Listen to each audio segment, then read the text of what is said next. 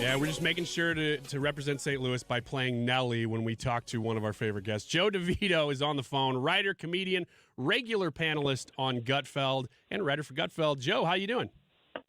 Hey, I'm good, guys. Sorry to hear that Annie's out. I had the snot attack this past week. I think you can hear in my sexy B. Arthur-like voice.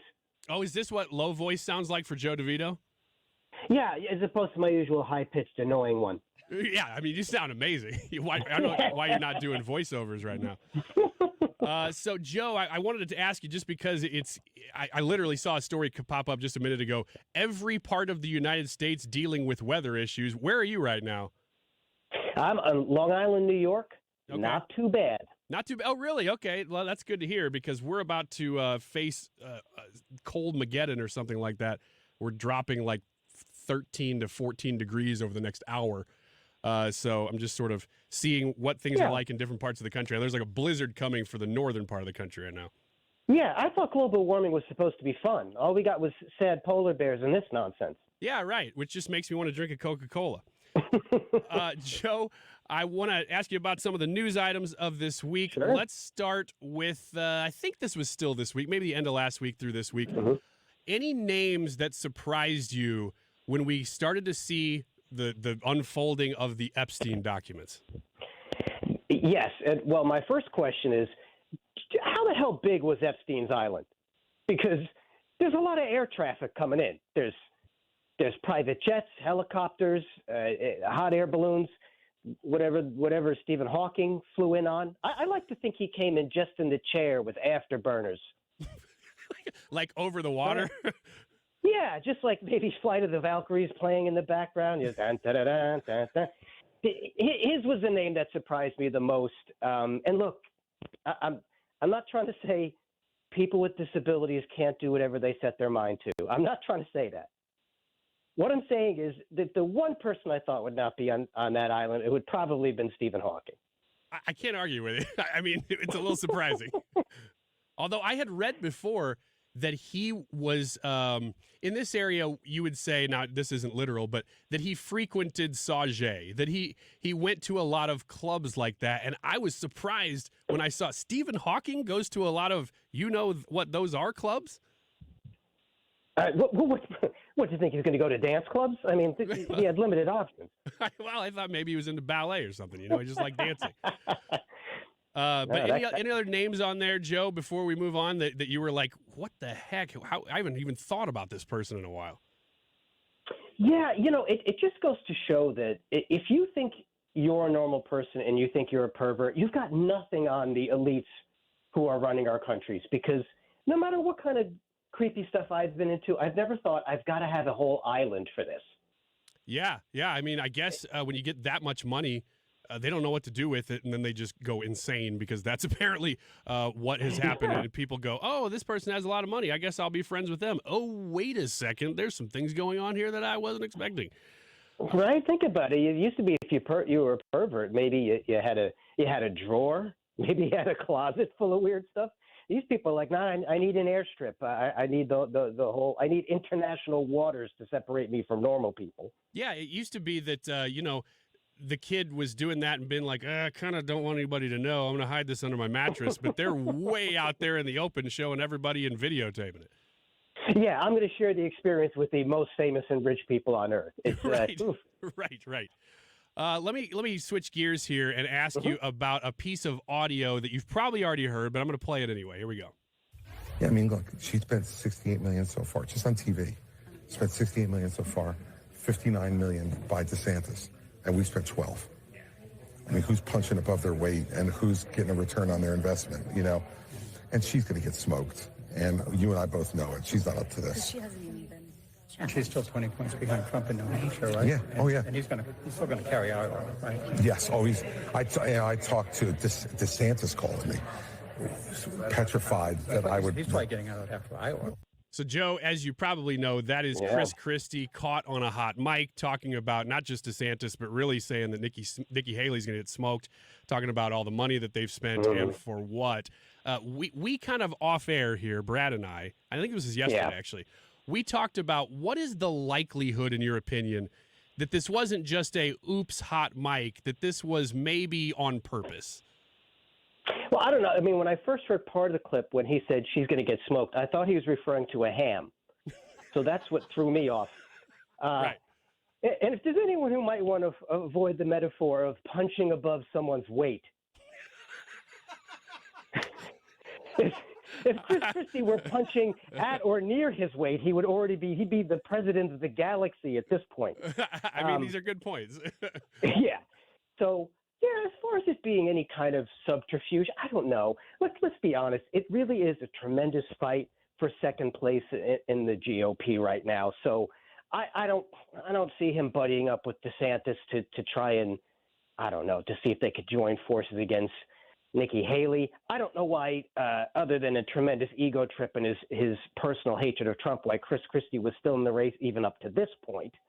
But it'll be interesting. I was listening to you guys earlier, and that, we'll really see with the voting in the primary if there's anyone who can really challenge Trump. I don't think there is at this point. Yeah, Joe DeVito on the phone with us, by the way. Writer, comedian. He's a regular on Gutfeld, and he writes for Gutfeld.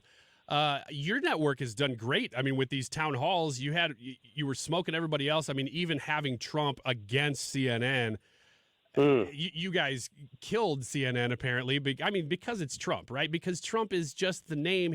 You really can't get away from the fact that while everybody seems to want to talk about this being a really close race and there's all these choices, it's still pretty much Trump, right? Yeah, and you know what? I watched most of that town hall, and it's very interesting that I wish people would talk more about that side of Trump. He was calm, he was relaxed, he was charming, he said what he had to say, he looked presidential. And if we can just get him, as much as I love when he trash talks people because he's the best at it, but if we could get that executive looking Trump and show him next to blathering, getting, falling over a sandbag, crooked, corrupt Joe Biden, that's where I think we could really make some progress here, because this election has me nervous, and it's not Joe Biden that makes me nervous, him going against Trump. I think they're setting the groundwork to bump him out and move in somebody, and I'm going to say it, I think they're trying to get Michelle Obama in there. Man, you're not alone. I'm not on that train. I don't think she's going to run, but I know a lot of people are really afraid that she is. When you say that, Joe, do you think, though, that if she were to step onto the stage, much like Kamala Harris, maybe not quite as Venn diagram and bad as Kamala Harris, but if she were to actually step into that ring, do you think she could actually handle the pressure that comes with campaigning like that? Or would the media just cover for her and it wouldn't matter? I think the latter. I think she's already famous. She's already been profiled a zillion times, so people don't need to get to know her. I mean, she has a lot of fans. She's very popular. But I think the most important thing is it gives them a way to get Biden out of there and not have to deal with the Kamala problem. The Kamala problem is that there's no way they can just say, oh, first African-American female VP, we're not going to let you be the one we're going to move up. That's a huge problem. And I see Michelle Obama as the only person they could put in there, because even Democrats, whether they want to admit it or not, Kamala Harris is a moron. I mean, they keep trying to move her farther and farther away from microphones, and she compensates by saying even dumber and dumber things. So that's where I fear Michelle Obama, because if they bring her in late, it doesn't give people the time to put her up against any scrutiny. And this is where I think his sarcasm and the way he can lay into people might make him look too mean for most people. Yeah, you're right, though. If he sticks to his guns, if he sticks to his message like he did Wednesday night, you were talking about his charm. I got a clip, actually, when I thought he was, this is prime Trump. Who would be in the running for vice president? Well, I can't tell you that, really. I mean, I know who it's going to be. Give us a hint. We'll do another show sometime. Well, what about any of the people who you've run against? Would you be open to mending fences with any of them? I will. I've already started like Christie better. Christie for vice president? I don't see it. That would be an upset. Christie for vice president. Ladies and gentlemen, I'd like to announce. I mean, Joe, as a comedian, you hear that and you go, man, the dude's pretty quick. His timing is perfect on that, too. I like Chris. It's so good. It's so good. And I also liked it again. Trump, the master marketer. They ask him who his VP is going to be, and he says, "We already know, but I'm going to keep that a secret." Right. He knows how to keep people following along with him like that, as opposed to, again, the vegetable in chief right now, who said, "Well, my VP is going to be a woman of color." Oh, okay. Well, you've tipped your hand. You know, and not to mix my metaphor, but you've boxed yourself into that corner as to who you could pick. So again, it shows Trump, master marketer. He could have said something a lot meaner about Chris Christie there. I think he restrained himself. There's another thing about Trump that's interesting too, is that he'll beat people up, and then afterward he can reconcile. It's very interesting how he's able to do that. Brad keeps reminding me of that because I said, you know what? Everybody was saying he's going to pick Nikki Haley as his vice president. And then I said, nah, he's calling her bird brain. And Brad keeps going, yeah, but he does that, and then he just switches right back. So, you know, maybe he will pick her. I don't know. Lion Ted to Lion Ted. You just got to change the spelling a little bit.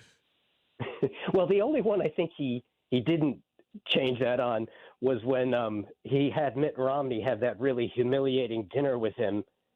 Don't you remember that photo where Mitt Romney thought he was going to be Secretary of State or something, and then you see Trump is smiling and Mitt just looks like a child hunched over. It was, you know, the photo. It was almost as embarrassing as when. Do you remember when Mitt Romney on National Hot Dog Day was holding a hot dog and he looked like an alien who'd never held human food before?